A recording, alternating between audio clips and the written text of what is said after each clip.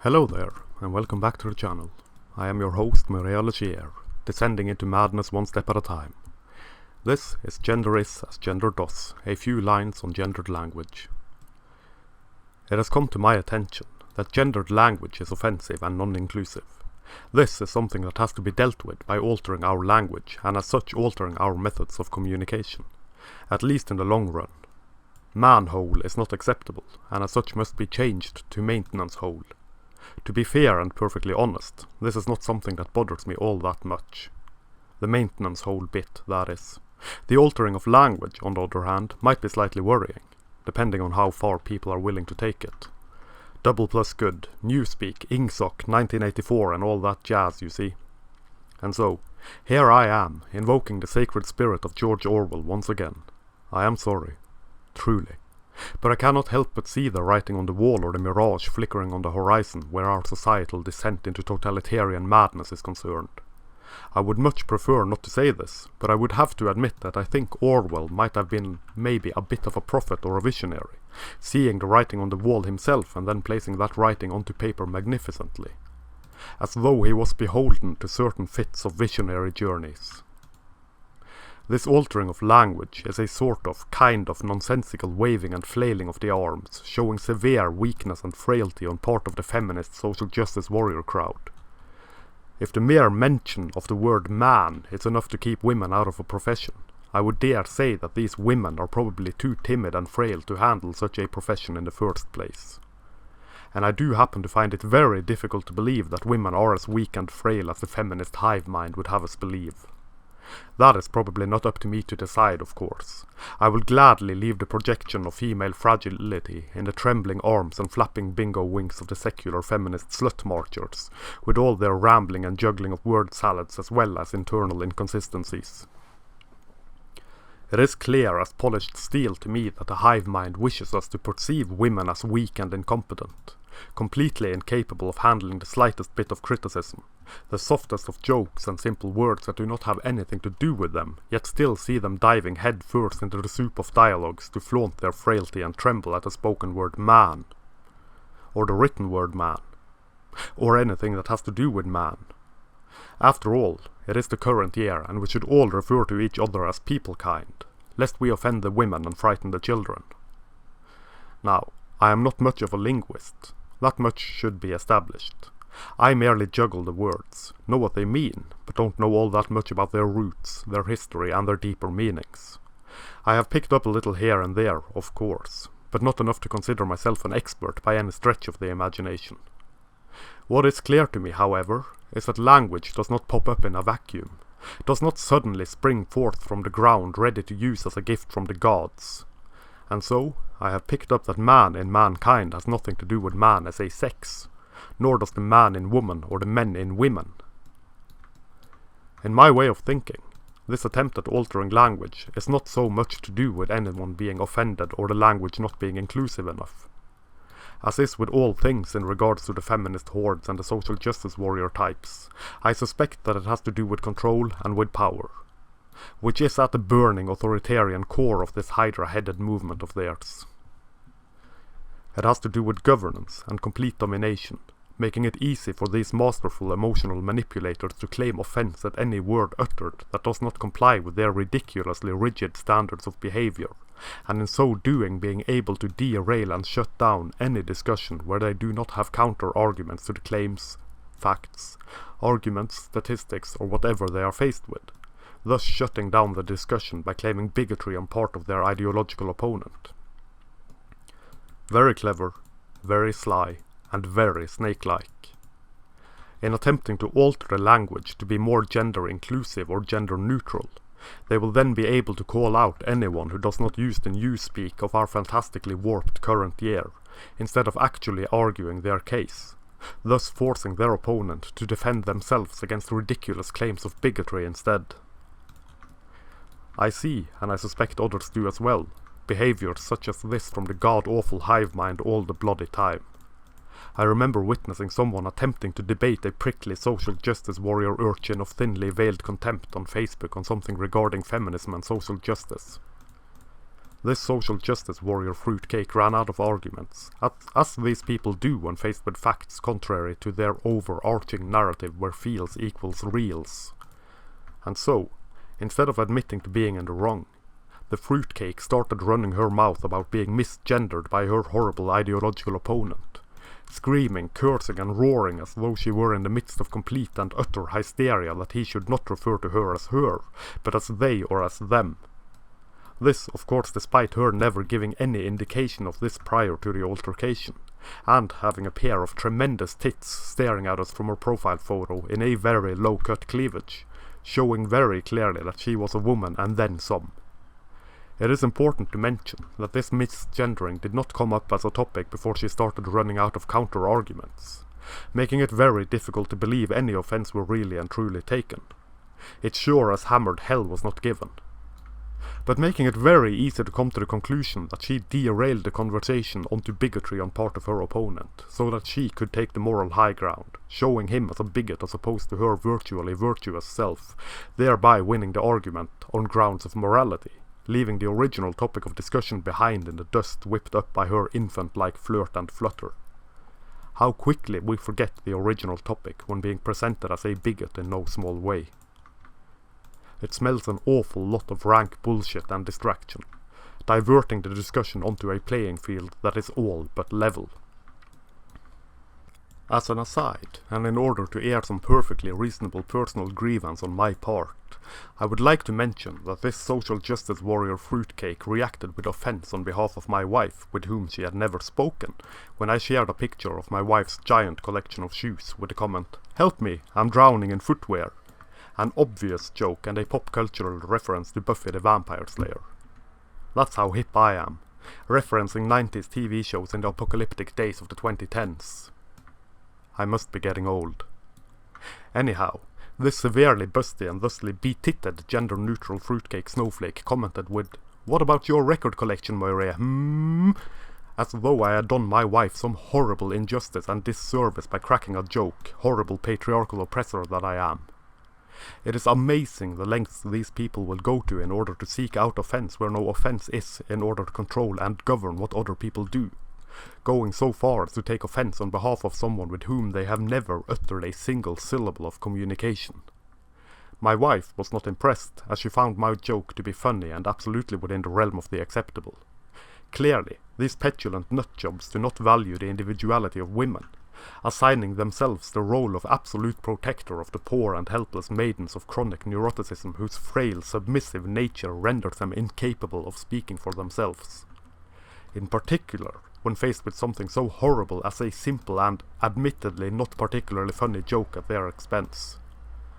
What should have been a cheap laugh devolved into accusations of this and that from someone taking offence on behalf of my wife, who did not in the least bit take offence to this obvious joke. And so it goes. If no offence exists, offence has got to be found, and if it is not found at once, one must dig and delve a little deeper so that offence may be found, taken and then revelled in so that moral superiority and imbecilic virtue signalling may reign supreme. Because these people have no personality to speak of. There is nothing there beyond the repeated mantras of offence and victimhood, of simulated strength shown through opposition to whatever it is they deem offensive or offensively oppressive. It is sad, really, and I would be inclined to pity them, were it not for their absolutely insufferable nature and them actually managing to get things censored, shut down and deplatformed by virtue of feigned offence. It has all to do with power, and nothing to do with actual offence taken, or given. For lack of decent arguments or truth, they seek censorship. Because this movement of theirs would die a quick and horrible death were they not able to shut down their opposition. And what better way to do so but claim offence, discrimination, hatred and bigotry on part of their opponents, appealing to emotion instead of intellect, bringing forth the knee-jerk reaction of anyone who consider women and minorities to be above any and all criticism and disagreement. From deeply rooted tradcons to the most radical of feminists, there is this in common.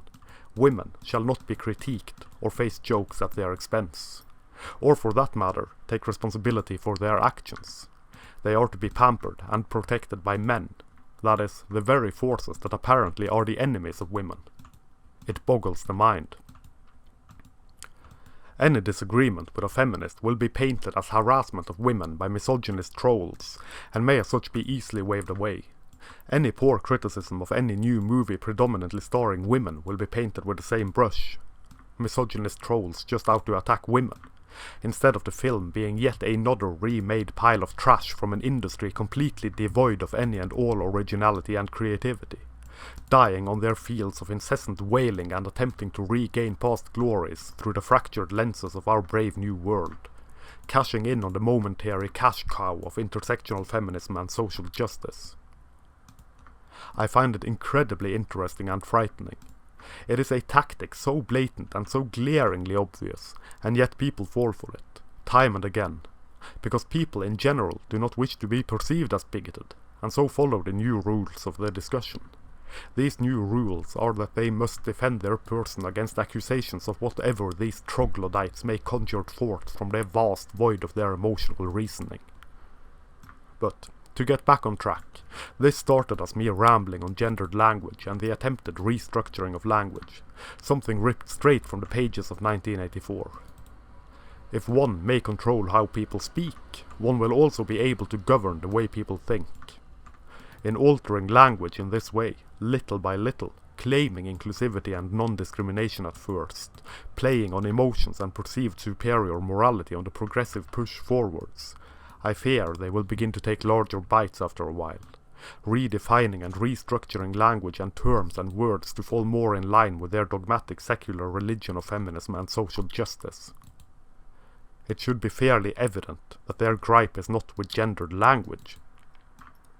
Considering their frequent and ridiculous use of gendered language to paint behavior done by all humanity as something done by men and men only.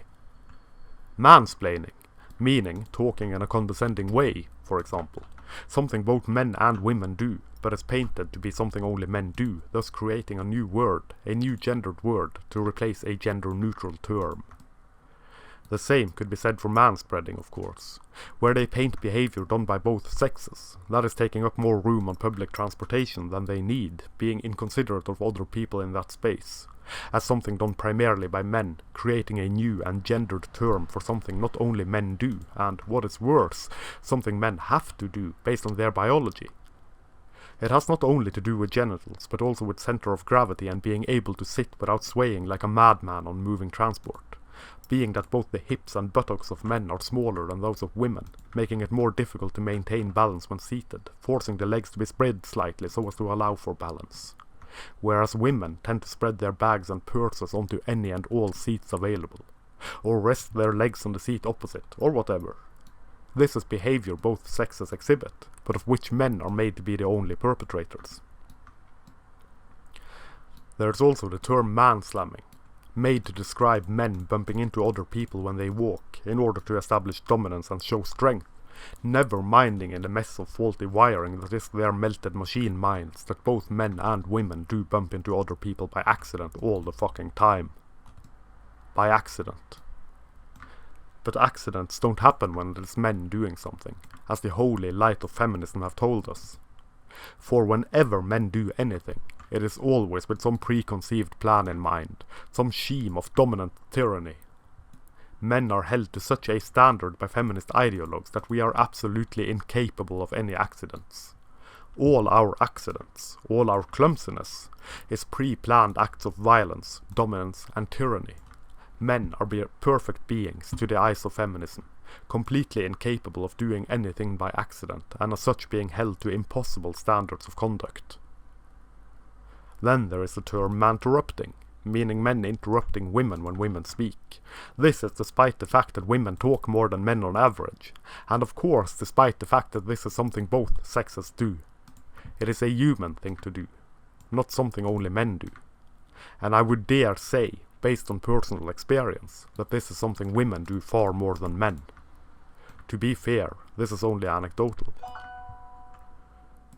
Based on these few examples, I would think it absolutely ridiculous that the de-gendering of words has anything to do with actually removing sex and gender from these words for being offensive and non-inclusive. given that the hive mind is more than willing to manufacture new gendered words to add to the rambunctious vocabulary of the world. It would be supreme bullshit of the finest vintage for them to claim opposition to gendered words. One cannot oppose something and then create more of it at the same time. It would be like beating someone up in an alley while screaming that I fucking hate violence with all the phlegm in my mistreated body. It makes absolutely no sense. When they restructure, or attempt to restructure, language in this way, removing gendered words for perceived offense, whilst simultaneously creating new gendered words which are actually offensive given that they are made to describe bad behavior as something only men do, I can only come to the conclusion that this is some weird scheme of social engineering. I can only reach the conclusion, despite this probably making me sound like some tinfoil hat wearing bastard, that the attempt is to restructure language in such a way that all negative behavior is inherently masculine, and that all positive behavior or profession is, at least at the first stage, gender neutral. That this is some strange way of saying through language remade that, though both genders are capable of good behavior, only men are capable of bad behavior. In altering language in this way, and attempting to make this stillborn spontaneous abortion that is the holy tongue of divine feminist newspeak go mainstream, it will cement itself in our minds and in our way of thinking. Language is a very complex thing. And to repeat myself, I am not a linguist by any stretch of the imagination. Yet it seems obvious to me that altering language will also alter the way people think and thusly alter the way people view the world. Like looking at the dictionary definition of feminism as being only about equality between the genders have cemented this view of feminism in the hearts and minds and souls of our societies of only being about equality, despite their actions proving that this is a faulty definition. Easily proven to be wrong by simply seeing what they do as opposed to what they say. Actions do speak louder than words ever could.